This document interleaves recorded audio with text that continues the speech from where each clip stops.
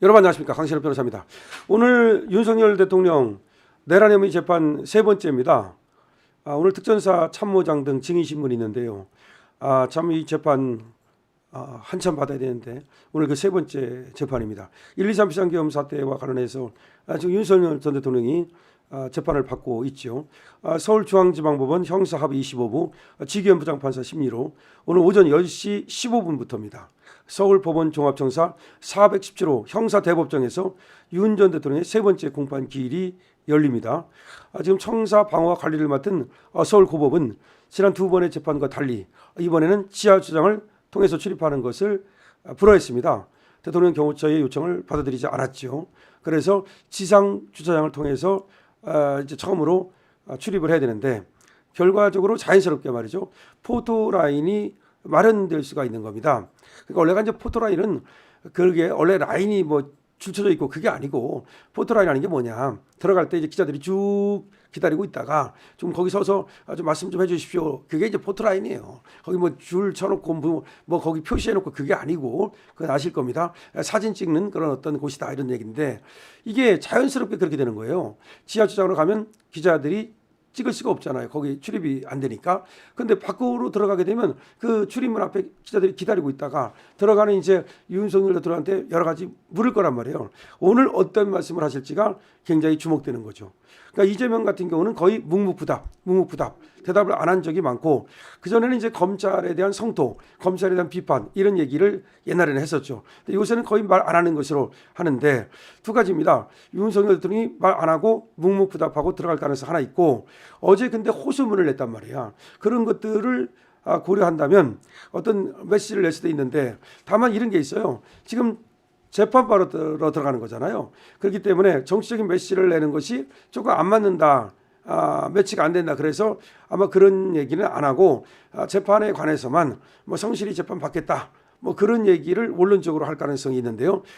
윤 전 대통령은 이제 오늘은 일반 피고인과 마찬가지로 법원 청사 서관 출입구로 출석을 해야 돼요. 그러니까 동관이 있고 서관이 있는데, 정문 쪽을 이제 서관이라고 부르고 편의상 말이죠, 그 후문 쪽을 동관이라고 부르는데, 그래서 이 서관 쪽으로 이제 들어가서 410초로 들어가야 되는데, 그 앞에 이제 기자들이 죽치고 기다리기 때문에 취재진이 설치한 그 포토라인이라고 하는 거죠. 거기에 멈춰서서 어떤 입장을 밝힐지가 굉장히 주목된다. 이 내란 혐의 재판에 대한 입장도 주목되지만, 무엇보다도 지금 대선이 오늘부터 시작이 됐잖아요.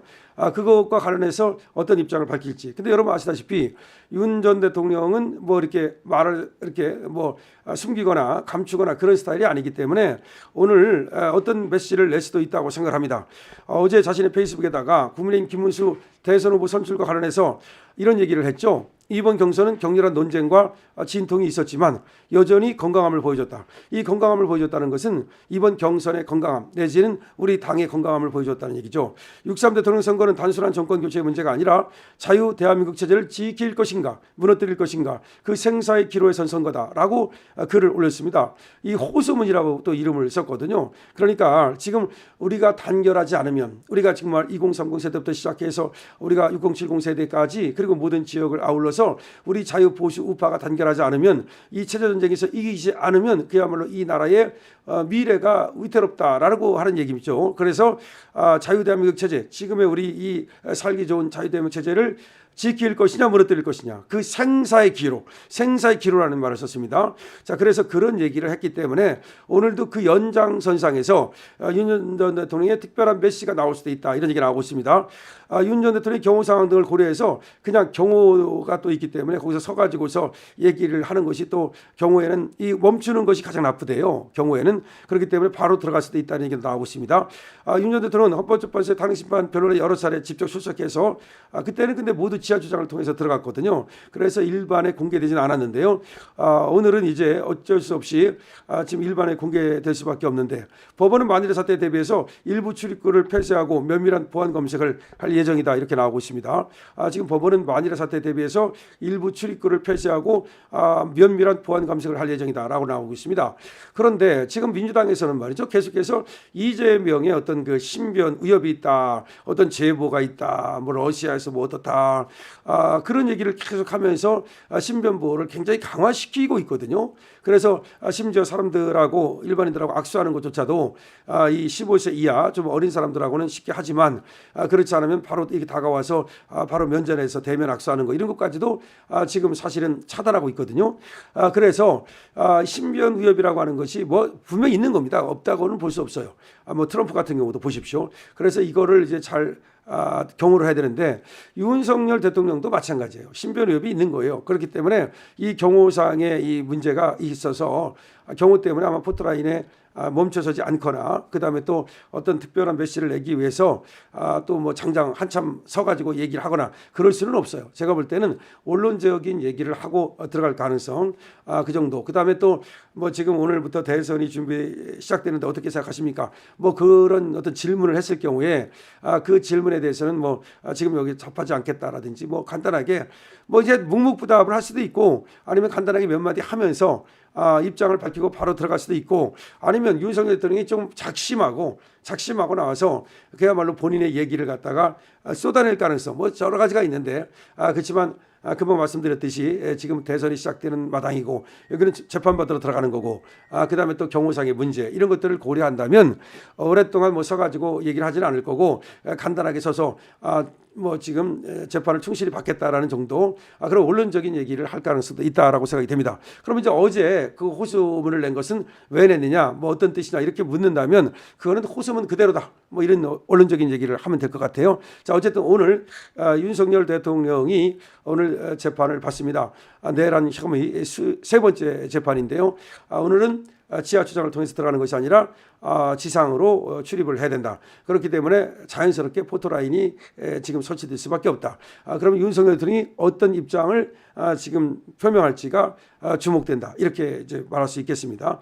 자, 오늘은 말이죠. 저번에도 마찬가지로 증인신문이 있었습니다만 오늘도 재판부는 박정환 육군특전사령부 참모장 준장입니다. 오상배 수도방위사령부 사령관 부관 이 사람을 증인으로 불러서 신문합니다. 그러니까 박정환 육군특전사령부 참모장과 오상배 수도방위사령부 사령관 부관을 증인으로 불러서 신문한다.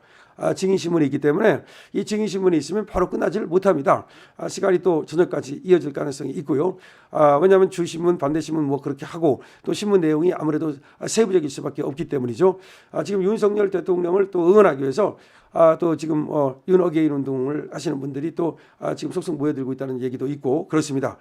지금 참 대한민국 여러 가지로 여러분께서 신경 쓰실 일이 많은데 지금 국힘은 말이죠. 어렵게 김문수 후보가 확정이 돼서 선거운동을 오늘 첫 시작하는 날입니다. 5월 12일입니다. 그런가 하면 윤석열 대통령은 오늘 또 세 번째 재판을 받는 날입니다. 그러니까 우리는 말이죠. 참 응원해야 될 것도 많고 신경 써야 될 것도 많습니다만 중요한 건 뭐냐. 중심이 흔들리지 않으면 됩니다. 중심이 흔들리지 않는 것이 가장 중요한 거죠. 제가 얘기 항상 드렸듯이 제가 생방송을 통해서도 동영상을 통해서도 말씀을 드렸듯이 중요한 것은 원칙을 지키는 것이고요. 그리고 법과 원칙을 고수하면서 가는 겁니다. 거기에서 말이죠. 신념을 갖다가 또 관철하는 것. 이것도 굉장히 중요한 것이죠. 그래서 항상 목표를 세우고 그 목표에 맞는 행동을 해나가면 결국 모든 것은 자연스럽게 결국 사필 규정으로 간다. 김문수 후보가 딱 사필 규정이라는 말을 했죠. 그다음 민주 영생, 그다음에 독재 필망, 그리고 또 당풍 쇄신 이 말을 했는데 결국 이 말이 지금의 어떤 국힘 상황에 지금 가장 맞는 말이라고 생각하고 그러면 윤석열 대통령 이 재판도 마찬가지입니다. 결국은 사필 규정을 믿고서 직진하시면 되겠다는 생각이 듭니다. 여러분도 마찬가지입니다.